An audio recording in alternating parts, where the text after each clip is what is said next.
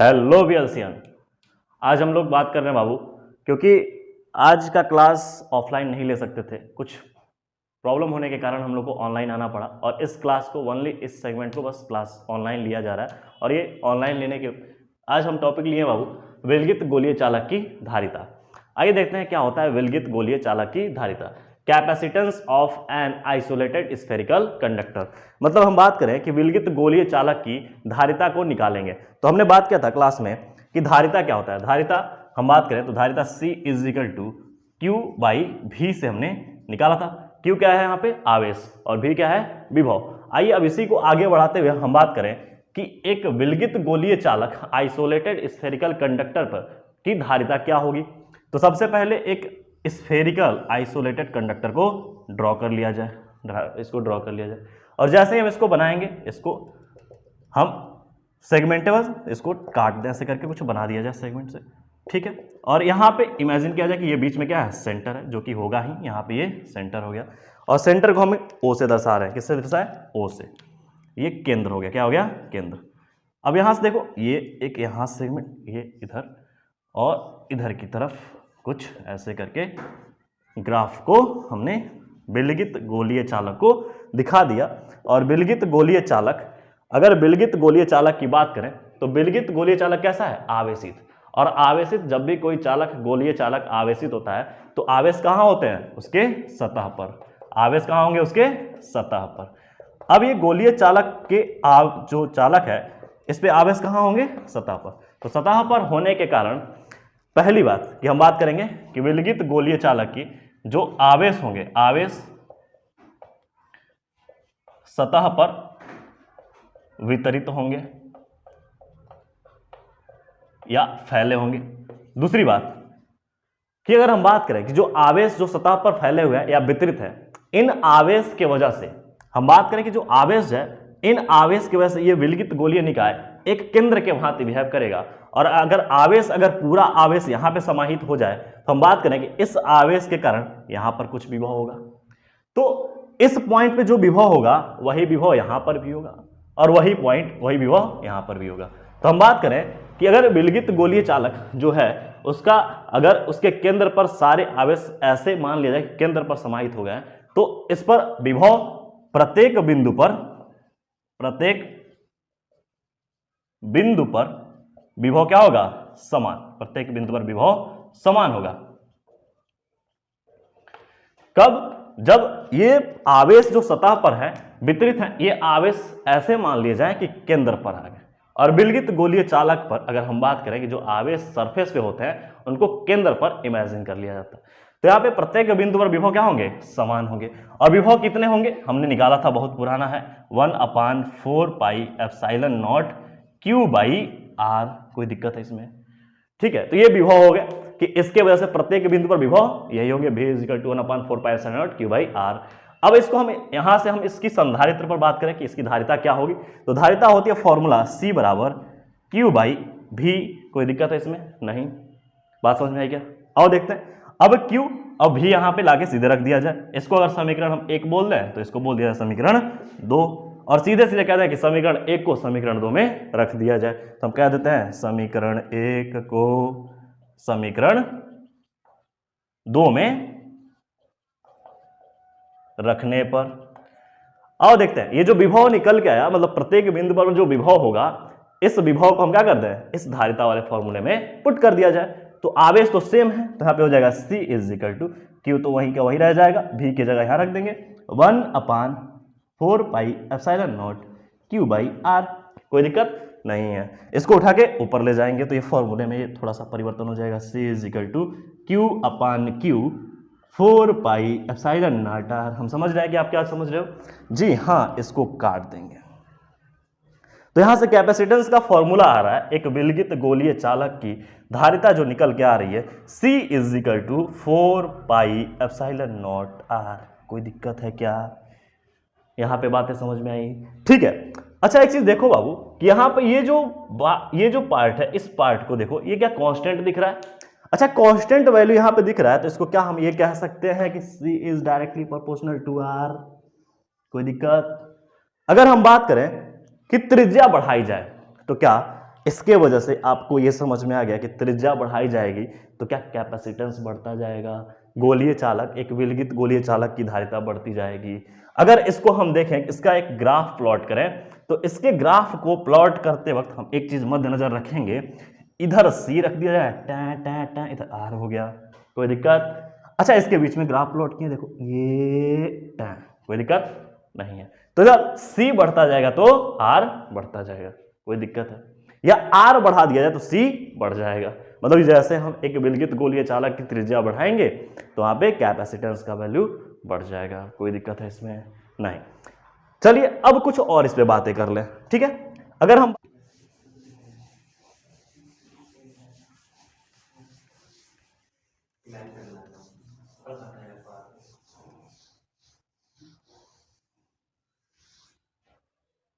ठीक है, वो रुक जाओ, इधर बना दें खोला थोड़ा सा छोटा सा।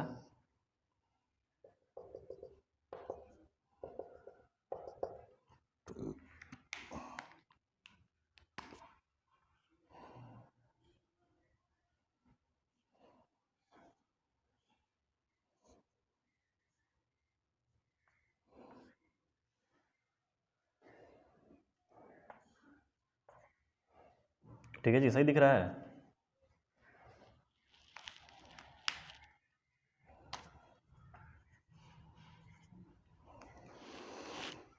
जैसा कि हमने देखा बाबू कि हमारा जो कैपेसिटेंस है, अगर विलगित गोलीय चालक की धारिता हमने निकाला तो जो विलगित गोलीय चालक की धारिता हमारे लिए निकल के आई, C is directly proportional to R। तो C is directly proportional R से हम समझ सकते हैं कि किसी भी विलगित गोलीय चालक की धारिता उसके त्रिज्या के क्या होती है, समानुपाती होती है। अगर हम लिख दें तो लिखेंगे किसी भी विलगित गोलीय चालक की धारिता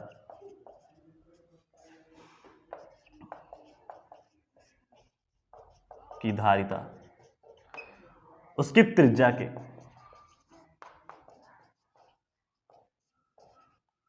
समानुपाती होती है।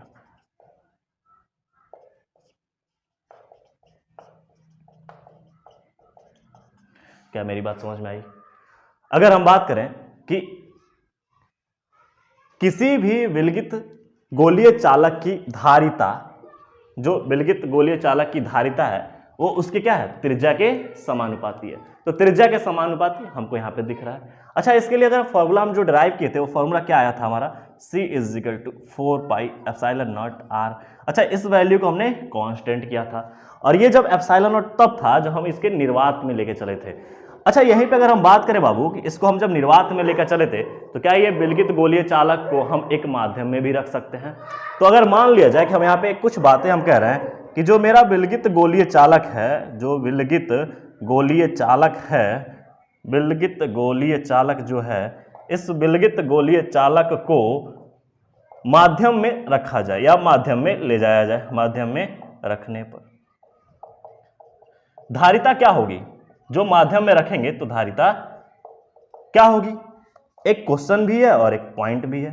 तो अगर हम बात करें कि अगर किसी विलगित गोलीय चालक को माध्यम में रख रहे हैं तो माध्यम में उसकी धारिता क्या हो जाएगी? तो अगर हम बात करें कि जो माध्यम हम ले रहे हैं उस माध्यम को हम ε r से दर्शा रहे हैं। किससे दर्शा रहे हैं? ε r से। तो यहाँ पे जो विलगित गोलीय चालक की धारिता हो जाएगी बाबू Cm।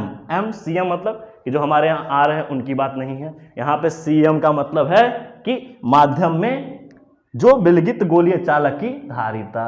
वैसे हमारे Cm हमारे बीच अब आज आने ही वाले हैं, परंतु हम थोड़ा सा अपने पे फोकस होकर इसको पढ़ लें। तो Cm इज इक्वल टू क्या हो जाएगा, 4πε0 ε r।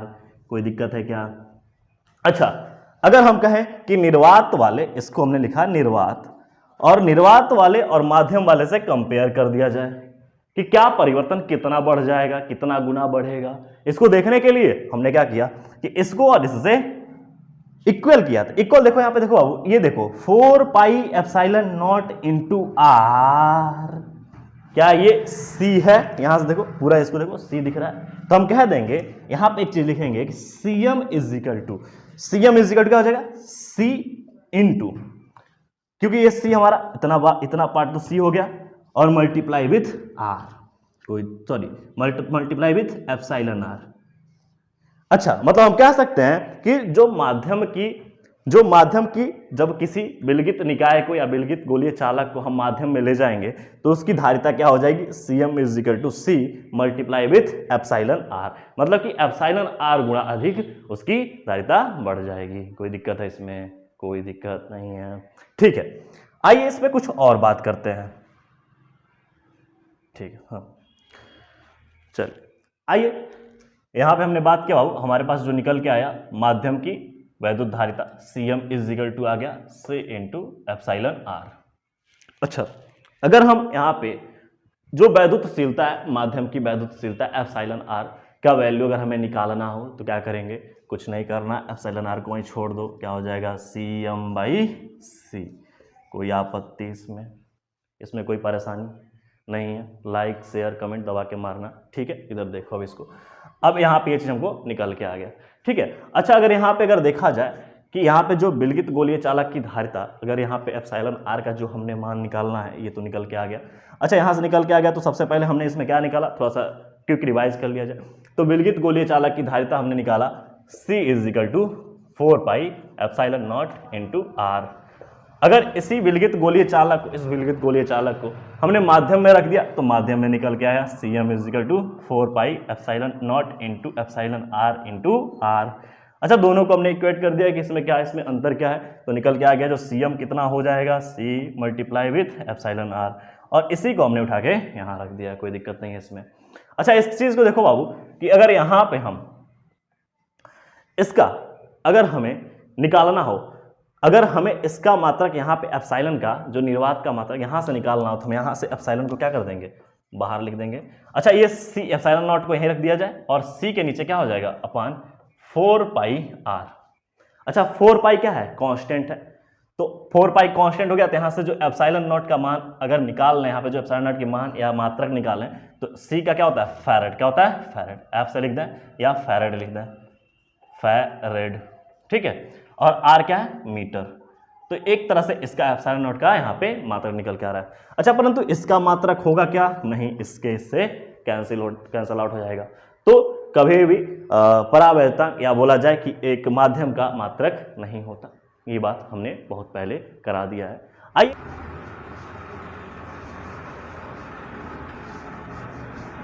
क्वेश्चन देखते हैं। क्वेश्चन ये है, एक विलगित गोलीय चालक की गोलीय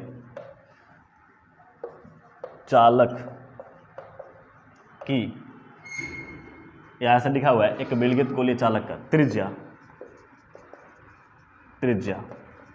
9×10⁻⁴ मीटर है, तो इस गोलीय चालक की धारिता होगी। तो ऐसे क्वेश्चन अगर आते हैं तो ये क्वेश्चन सबसे आसान क्वेश्चन माने जाते हैं और हैं भी।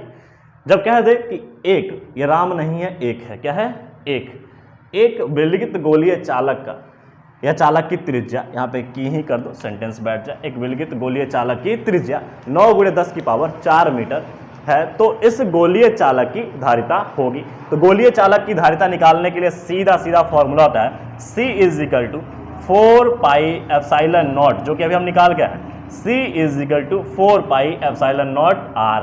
अच्छा, ये फॉर्मूला क्यों लगाएंगे, क्योंकि इसमें इसने मेंशन पूरा ये कर दिया है कि कोई माध्यम नहीं ले रहा है। अगर माध्यम लेता तो जो माध्यम की दिया होगा वैद्युतशीलता, वो माध्यम की वैद्युतशीलता जो दिया रहेगा उसको हम लगा के वहां पे रख देंगे या उसे मल्टीप्लाई कर देंगे। जब दिया ही नहीं है तो हम उससे बात नहीं करेंगे। क्या मेरी बात समझ में आ रही है? ठीक है, आइए देखते हैं। C is equal to 4 pi epsilon not R। अच्छा, एक चीज देखो, हम लोग बात करते थे बहुत पहले 4 पाई एप्सिलॉन नॉट को हम लिख सकते हैं, या हम इसको लिखते थे 1/4 पाई एप्सिलॉन नॉट को लिखते थे 9×10⁹। क्या इतनी बात समझ में आ रही है? लेकिन इसमें तो लिखा हुआ है 4 पाई एप्सिलॉन नॉट, तो हम क्या करेंगे, 4 पाई एप्सिलॉन नॉट बराबर हो जाएगा 1/9×10⁹। कोई दिक्कत है इसमें? नहीं। अब इसको यहाँ पे लाके रख दिया जाए तो ये हो जाएगा C is equal to, R का मान दे रखा है बाबू 9×10⁴, 9×10⁴, और डिवाइड कर देंगे किसे, 1/9×10⁹ से, तो यहाँ पे 9 गुणे 10 की पावर 9, तो यहाँ पे लिख देंगे 9 गुणे 10 की पावर 9, ये 9 से 9 कैंसिल आउट हो जाएगा। तो इस गोलीय चालक की जो धारिता निकल के आ रही है, क्या ये 10 की पावर 9 जो है ये ऊपर जाएगा, तो ऊपर जाएगा तो माइनस में हो जाएगा। अब माइनस में से प्लस को घटाएंगे तो क्या हो जाएगा, यहाँ पे आएगा 10 की पावर -5। अब ये -5 क्यों लिखेंगे, -5 इसलिए लिखेंगे क्योंकि बड़े का वैल्यू हमेशा साइन में आता है। अब ये बड़ा का वैल्यू ये 9 ऊपर जाएगा तो प्लस में है, नीचे ऊपर जाएगा तो माइनस में हो जाएगा। क्या कोई दिक्कत, ये कितना हो जाएगा फैरेड, कोई दिक्कत है। तो अगर हम बात करें कि एक विलगित गोलीय चालक की जो त्रिज्या दे रखी है इतनी, तो इस गोलीय चालक की धारिता क्या होगी, तो हम इस फॉर्मूले से निकाल लेंगे, कोई दिक्कत। अगली क्लास हम बात करेंगे ऑफलाइन, तो इस क्लास को आप बढ़िया से देख लीजिएगा, बढ़िया से नोट्स बना लीजिएगा और अच्छे से पूरा प्रिपेयर कर लीजिएगा और भीड़ भाड़ में नहीं जाइएगा। हमारे सीएम आ रहे हैं, उनके लिए बहुत ही सम्मान। और बच्चों इसको पढ़ लीजिएगा आराम से, इजली एक एक पॉइंट को देख लीजिएगा, ठीक है। धन्यवाद।